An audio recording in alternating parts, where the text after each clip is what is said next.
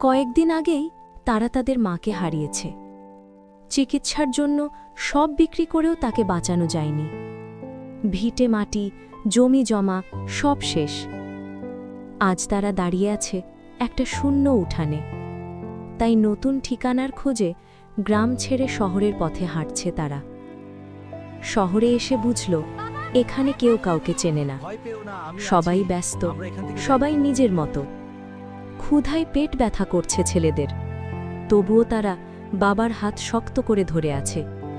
এক টুকরো খাবারের আশায় হোটেলের সামনে দাঁড়িয়ে থাকে সে। যদি কেউ একটু দেয়, আজ ছেলেদের মুখে 2 মুঠো খাবার তুলতে পারবে। মানুষের কোলাহলে তাদের কষ্টটা কেউ দেখেও দেখে না। কিন্তু পৃথিবী পুরোটা পাথর নয়।